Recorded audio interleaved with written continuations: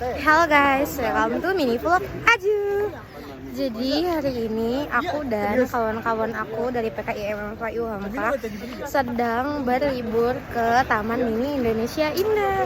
Dan terus di sini kita ingin lebih mengenal tentang budaya Indonesia. Agar apa? Agar kita lebih mengetahui tentang budaya Indonesia dan melestarikannya. Terus di sini ada teman Acu. Halo Kak Arina. Salah Kak Arini. Ayo, lebih ini. Oh my god. Nanti masih bakal banyak banget keasikan dan keseruannya. Jadi jangan lupa untuk stay tune. Bye bye.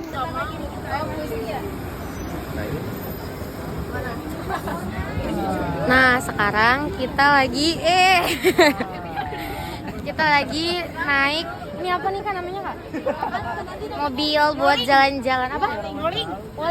Mobil keliling. Oh, mobil keliling. Nah, kita mau jalan-jalan guys.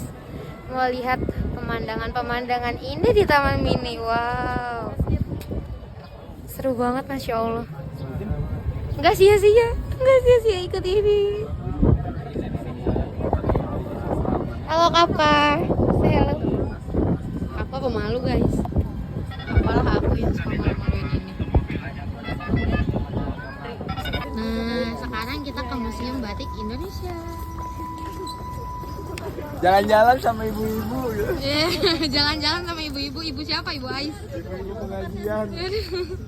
Waduh. Oh, itu.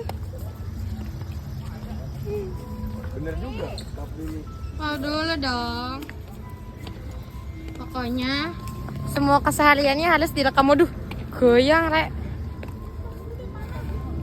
Deket banget ya. Guys.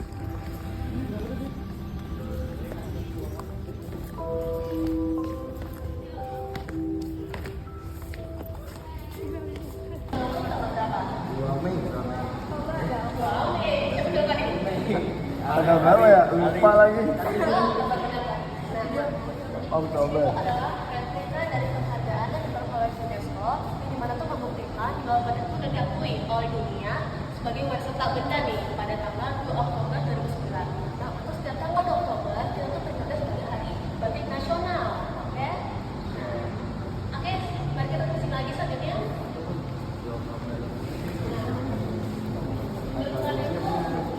Batik itu apa?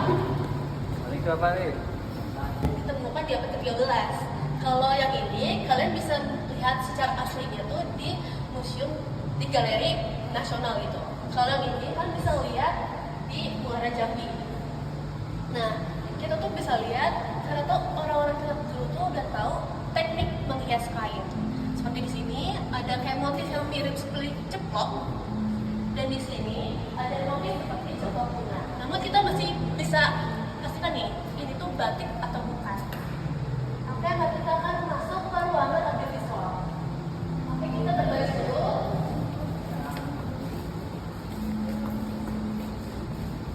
Oke, Mas Mbak bisa duduk ya. Di bawah ya, Mbak? Iya, boleh. Di bawah boleh, di kursi boleh. Nah, oke, semuanya. Dan di sini tuh kita bakal melihat proses membatik. Nah, tadi ini disebut apa namanya? Cantik. Kalau coklat ini? Kalau kain putih ini? Kain mori atau kain katun. Jadi itu proses pertama itu adalah mengolah atau membuat sketsa di atas kain menggunakan pensel. Setelah itu kita akan masuk ke proses mencanting, yaitu tuh menggunakan canting dan lilin malam panas. Fungsinya apa? Boleh sebagai perintang warna atau menutupi bagian yang mau diwarnai.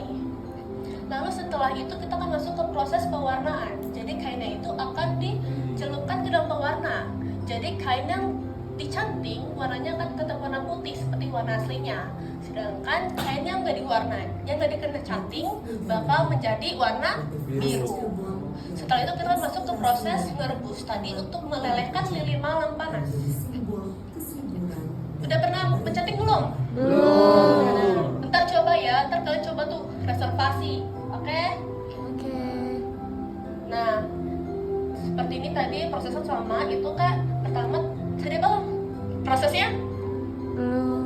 Belum. Tadi proses kan pertamanya apa? Oh. Memola dulu. Ya. Lalu kita mencanting menggunakan canting dan lilin malam panas. Fungsinya apa tadi? Untuk mewarnai kain mori. No, untuk perintang Oh, atau perintang. menutupi bagian yang mau diwarnai. Oh iya, Nah, menutupi bagian yang mau diwarnai. iya gitu. Nah, Oke. oke. biasanya untuk memulai itu pakai alat khusus juga nggak kak? Kalau mau tinggal pakai pensel aja. Oh pakai pensil aja. Iya pensel. Enggak. Bebas. Iya. Senyamannya gitu.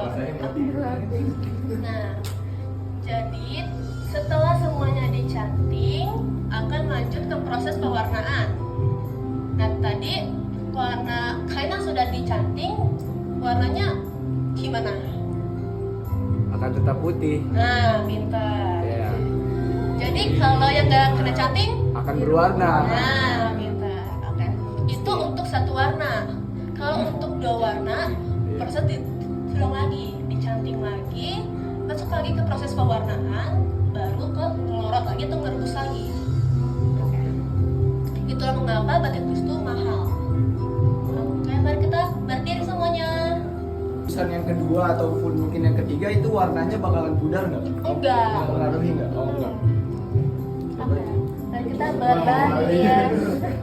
Boleh dicoba. Rebus ini aja. Oke. Rebus telur.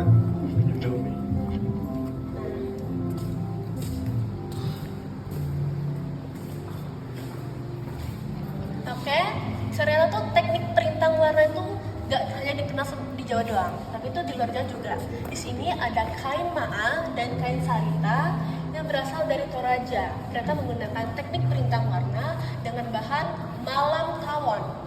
Nah, kalau kain maa ini tuh digunakan sebagai upacara adat. Ini tuh untuk menutup jenazah. Kalau untuk kain salita sendiri, kalau dia warnanya gelap, itu untuk sebagai upacara adat yang berduka cita seperti kematian. Kalau warna cerah itu tuh untuk upacara adat yang sukacita seperti kelahiran dan pernikahan. Oke, lanjut ke sini. Di sini ada kain simbut yang berasal dari Banten. Kain ini tuh menggunakan teknik perintang warna dengan bahan bubur ketan. Jadi kain ini tuh biasanya tuh simbut sendiri tuh berasal dari bahasa Sunda yang berarti tuh selimut. Jadi tuh orang-orang tuh percaya kalau lagi sakit itu pas pakai ini tuh kayak langsung sembuh gitu. Oke, kita masuk ke Khazanah Batik Indonesia. Iya, bikin.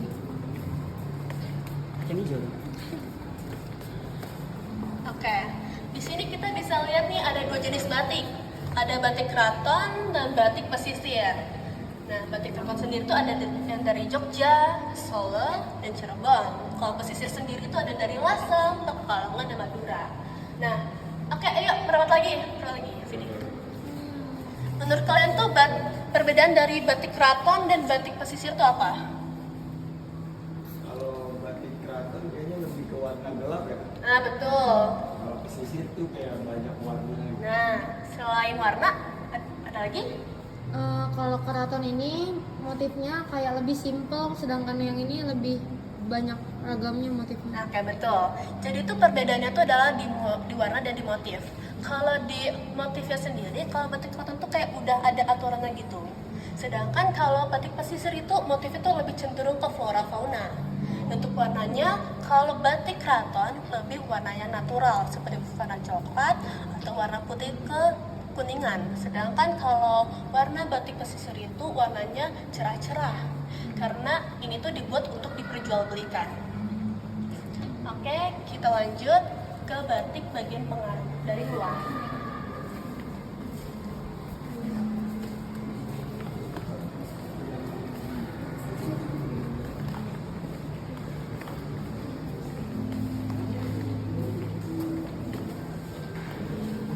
Nah, oke, ayo semuanya kesini dulu.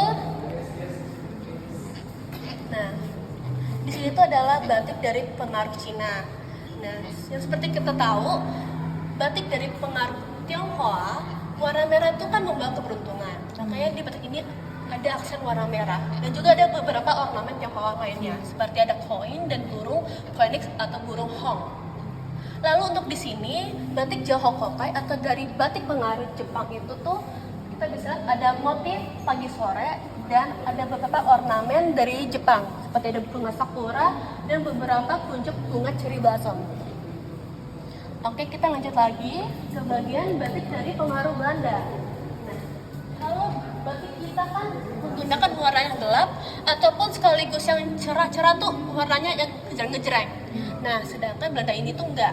Belanda itu lebih menggunakan warna yang soft, yang pastel, dan juga mereka motifnya itu lebih menggunakan bunga-bunga dari negara mereka seperti tulip dan bunga lili. Nah, bunga-bunga tersebut bakal dijadikan satu seperti buket bunga seperti ini.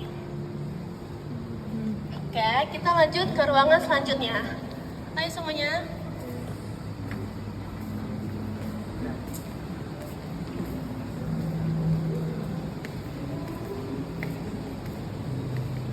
Berarti semua dari negara apa Belanda, Jepang juga punya batik. Oh, bukan punya batik, tapi kayak Membawa pengaruh. iya, betul sekali. Betul. Nah, kita akan masuk ke ruangan teknik pembuatan batik. Yang mana itu ada 2 teknik. Sebelum kita foto-foto, ayo merapat dulu. Oke. Ada 2 proses membatik. Itu adalah mencanting dan batik cap. Untuk proses mencanting sendiri sama seperti yang ada di audiovisual. Yang pertama apa tadi? Pola. Betul. Terus? Mencanting. Cantik. Nah, betul.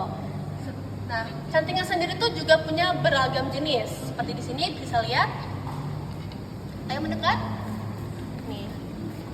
Ada beragam jenis canting dan untuk ujungnya itu namanya tuh cucuk. Cucuk. Cucuk sendiri tuh juga ada beragam jenis. Ada yang 1, 2, 3 tergantung kebutuhan si pembatik. Lalu di sini juga ada bahan-bahan yang digunakan untuk membuat lilin malam. Ada parafin, minyak kelapa dan lain-lain. Ini kirain Nah, sulfur. Iya lanjut Kak. Maaf. bahan-bahan ini tuh akan dicampur. Nah, kita tuh nggak tahu nih konsistensi pencampuran itu berapa. Karena itu kan hanya rahasia dari si pembatik.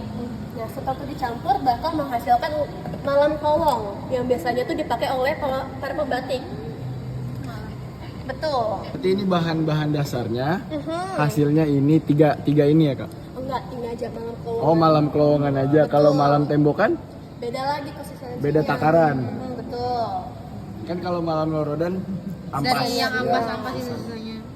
Tapi masih bisa dimanfaatin. Bisa. Oke. Oke. Lanjut ke selanjutnya. Itu bisa, ayo lo tuh kenapa? Gak bisa nge-zoom, ayo lo. Oke, ayo kita move ke selanjutnya. Proses pewarnaan batik. Nah, ayo sini. Ayo semuanya merapat. Nah, pembatik itu tuh untuk pewarnaannya tuh juga menggunakan warna alami, tapi juga ada juga yang menggunakan warna kimia. Nah, di sini tuh ada beberapa penggunaan warnanya. Indigo Vera untuk warna apa tebak? Warna biru. Betul. Kalau warna untuk kesumba, Merah. Sumber merah. pink. Oh pink. Kalau kunyit, Kuning. Sudah jelas. kalau pinang, Pinang merah. Merah. itu kok tahu sih kalian? Iya Suka kan? nyiri, Mbak.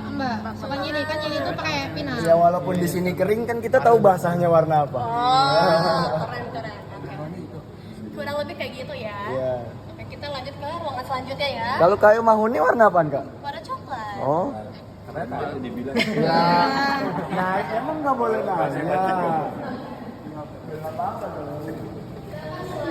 Ke ruangan penggunaan batik secara tradisional. Oke, Jin. Nah.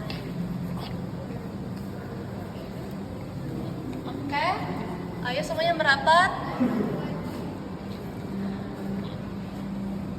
Di sini kita bisa lihat 6 cara penggunaan kain batik secara tradisional nih. Di sini ada kain panjang yang dimana tuh bisa tuh digunakan oleh lelaki, wanita, bahkan pun anak. Itu bisa tuh digunakan sebagai jaring. Lalu ini digunakan sebagai sarung. Sarung itu adalah kain panjang yang udah dijahit kedua sisinya. Oh, udah jadi sarung ya. Iya. Lalu ini adalah kambuh atau dodotan yang biasanya tuh hanya digunakan oleh para raja atau para keraton. Nah, tapi karena rajanya baik hati, maka beliau memperbolehkan rakyatnya untuk menggunakan, tapi dengan syarat hanya bisa dipakai sekali seumur hidup untuk acara spesial. Untuk apa? Acara spesial. Ya, acaranya apa? Nikahan kali ya? Betul. Nah, Sekali seumur hidup soalnya itu. iya betul. Lalu digunakan. Kalau nikahnya banyak. Oh, Nggak boleh. Tangan Oke. domain rajanya. Iya. Karena orang-orang dulu tuh belum ada baju, maka tuh mereka menggunakan kain batik sebagai penutup bagian atas, sebagai kemben. Lalu juga bisa dipakai sebagai ikatan atau Oke, dan yang terakhir digunakan sebagai kain gendongan. Ya bisa tuh untuk menggendong bayi atau menggendong barang, itu seperti jamu. Oke, kita lanjut ke ruangan selanjutnya, yaitu ruangan perkembangan batik di Indonesia.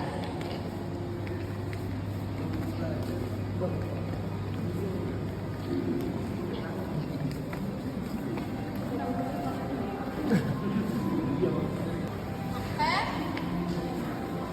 Nah, di sini kita bisa lihat perkembangan batik secara teknik. Di sini ada batik Wonogiran yang menggunakan teknik remekan. Dan di mana tuh jadi tuh prosesnya pas lilin malam panas itu udah dingin akan diremek. Yang di mana tuh lilinnya bakal pecah-pecah. Jadi pas masuk ke proses pewarnaannya, lilin malam yang pecah-pecah tuh bakal warna tuh kayak Ruang buat betul, ya kayak gitu. Nah, kakak tuh menghasilkan kayak gini. Dan untuk batik Laruanga dan batik Sri Gunting itu tuh menggunakan teknik cemplongan. Misalnya di sini bagian titik-titiknya. Oke, lanjut kita ke bagian batik secara perkembangan secara motif. Pelongan itu kayak gimana, Kak? Jadi tuh kayak ada menggunakan alat kayak sisir gitu. Kita tuh kayak pas lilin tuh kayak ditusuk-tusuk gitu. Oh, jadi dia bentuknya tetesan-tetesan gitu. Betul. Nah, nanti bisa di search di Google. Lalu di sini juga ada perkembangan secara motif. Di mana tuh motif parang itu kan motif untuk para keraton. Tapi seiring perkembangan zaman dibuatnya versi kontemporer. Di sini ada contoh itu batik parang lidah api. Dan di sini adalah batik saung galing atau batik Indonesia. Ini mana tuh yang digagasi oleh Pak Insinyur Soekarno. Jadi Pak Insinyur Soekarno tuh meminta tolong kepada salah satu maestro pembatik, itu adalah Pak Gutiksoan, untuk membuat batik Indonesia atau batik saung galing. Lalu di sini juga kita bisa lihat adalah perkembangan batik secara fungsi.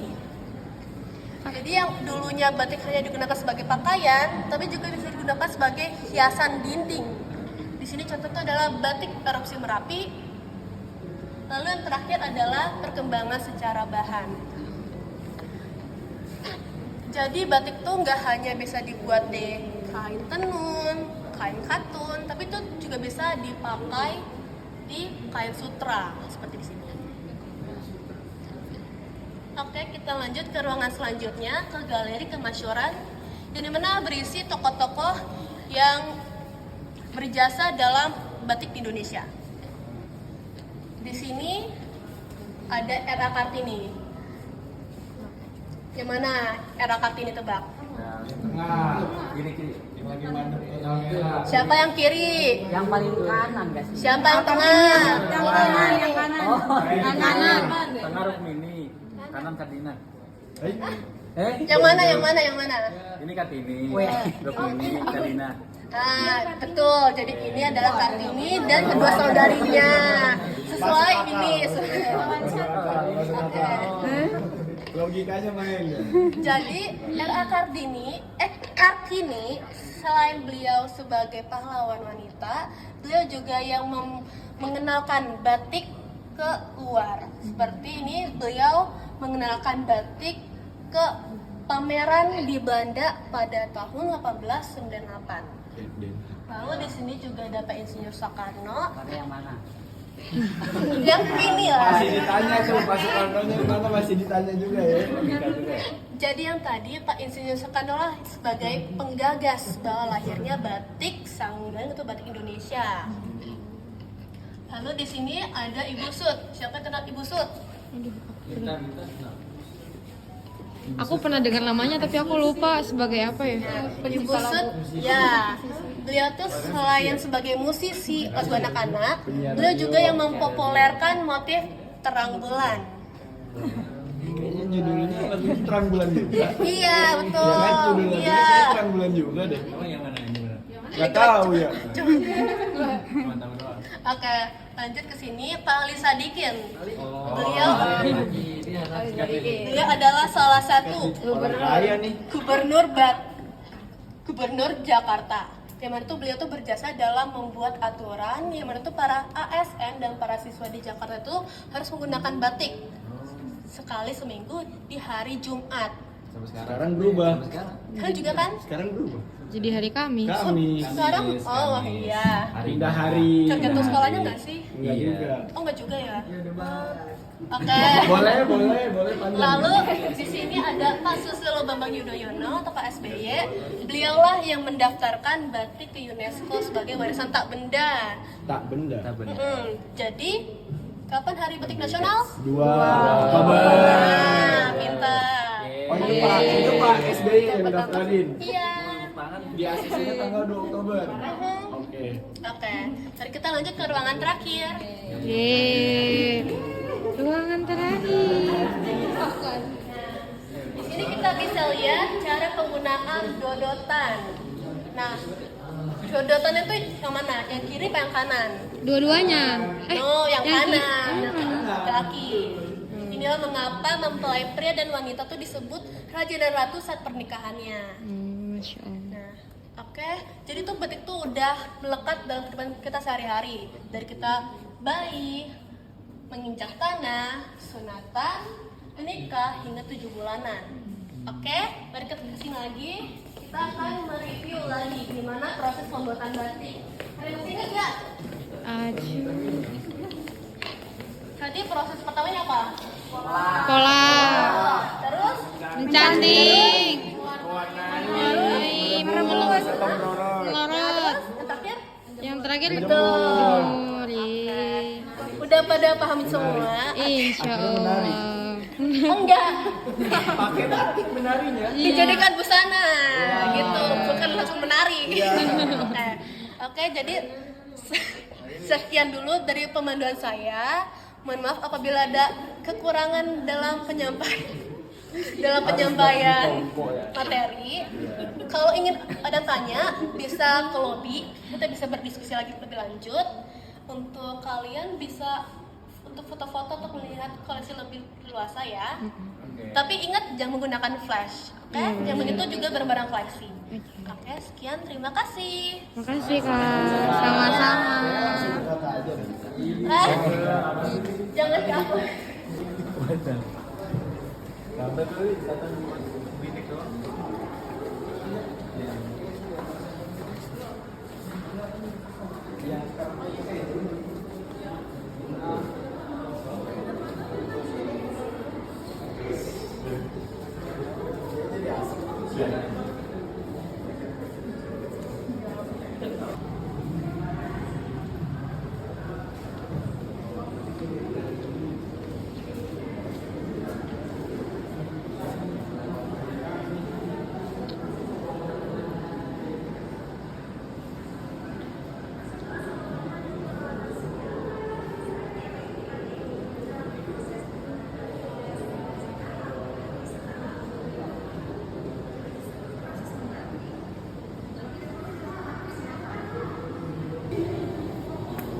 Tuh.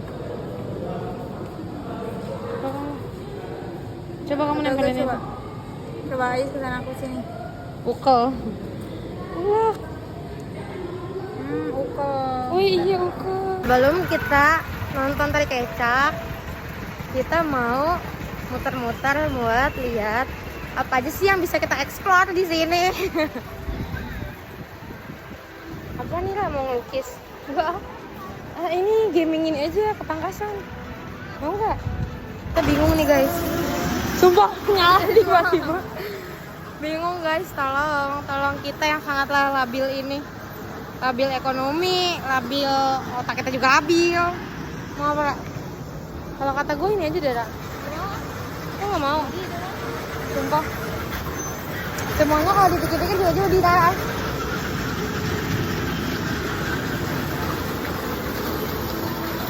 Sumpah, aku tapi pengen banget main gitu. Ya udah deh guys. Bisa, Ra.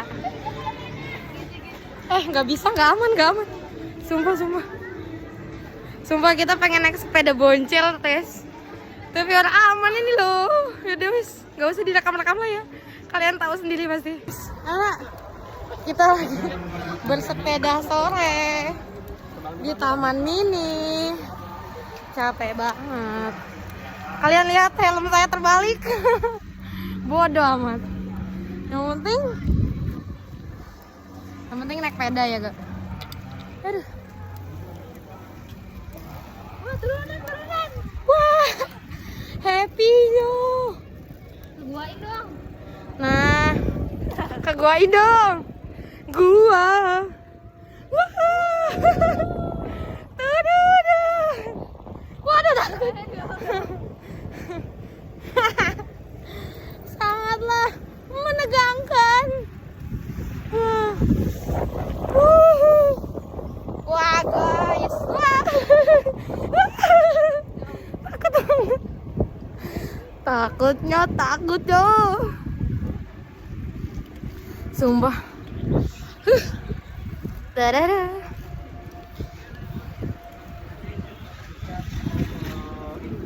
Aduh, capek banget. Gaya kera, ngapain kera? Diem bae nang bae yo. Piye sih? Aduh. Udah. Ya guys, maning. Guys, maning. Aura doyot. Guys, maning ning. Guys, maning sampai kelar tempat lagi. Aduh. Tahu gak sih, Rek, di sini tuh banyak banyak orang Cindo. Tadi ada orang Cina ya, Ra, ya, pas awal-awal ya, Ra. Yang bener-bener orang ngerti bahasanya Indonesia. Aduh. Bayangin orang luar aja kepo sama budaya kita. Masa kita nggak bangga dengan budaya kita sendiri? Yang bener aja. Wah. Aduh. Oke, cukup sekian mini vlog kita kali ini. Sampai bertemu di... Enggak sih, masih ada part berikutnya. Hahaha. Bye bye guys, sampai ketemu lagi.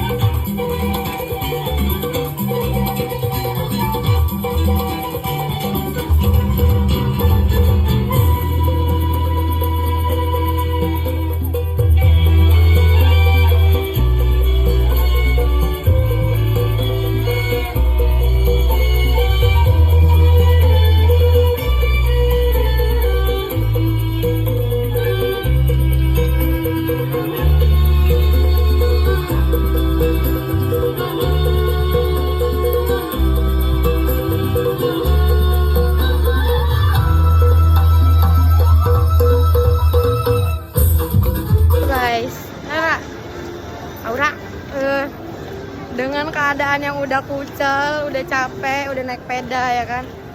Ini kita ingin beribadah, enggak sih dia doang. Aku lagi tidak. Mau kemana kita? Ke masjid Doyot. Oh iya. Musalah segede gitu. Jangan dikatakan musola oleh Aura. Yang segede gitu dikatain musola. Itu masjid gak sih? Kita mau ke masjid dulu ya guys. Buat nemenin si Kucrit ini sholat. Habis itu kita mau ngapain nggak? Kita mau ngaso dulu ya, capek ya. Wajar bukan nabi boy. Sambil mau ngecas HP nih, HP-nya sudah low battery. Please charge. Oke, lanjut ke part berikutnya guys. Bye bye. Tiba-tiba udah mau pulang aja. Ih, sumpil. Sedih. Belum lihat air mancur. Gimana non? Jadi lihat air mancur tidak? Mau. Tuh kan. Sok kita tanya dulu. Ih, sumpah kalau malam-malam wahananya berlampu jadi seneng liatnya. Apakah kita harus bermain-main dia? Seruan malam ya? Iya. Tahu gitu mah kita di malam-malam aja, nggak bercanda. Ya bes. 1 2 di. Walaupun hatimu sekeras batu. Lewat sini aja guys, sama aja. Ya, Kalau sana lebih jauh. Aura, oh my god. Aura Guys, jadi kita hari ini udah apa guys? Udah belajar seni Canting. budaya. Iya. Iya kan tadi kita Budaya belajar Indonesia batik. ya. Jadi kita sudah mempelajari budaya Indonesia. Sudah belajar batik. Habis itu sudah berseru-seru ria, nari dan lain sebagainya. Sekarang kalian harus lihat sih ini. Wow. Cakep banget semua, Masya Allah. Kayak seru banget. Naik Sumpah. Gimana ya mau naik tapi nggak punya duit. Indah banget kan? Gimana? Indah banget kan? Kayak gemas. Siapa yang naik? Iya, nggak ada yang naik. Nggak ada yang naik komedi motor guys. Tadi mah kita udah lihat ya, nggak ada yang naik. Ih, takut. Oke, lanjut ke part berikutnya. Bye bye guys. Kan bagus banget kan guys. Tuh. Oh my god. Kayak bagus banget kan? Iya kan? Oh iya woi. Emang enggak? Wah, sumpah cantik banget guys suasananya. Lihatlah dan bukalah mata hatimu. Radel. Sumpah. Oh my god. Kok tahu sih? Kok tahu melihat busnya ya? Mau fotonya dong. Iya. Oh my god. HPD lagi. Bye bye guys. Jadi ini kita udah mau pulang. Say hello dulu dong. Hello guys.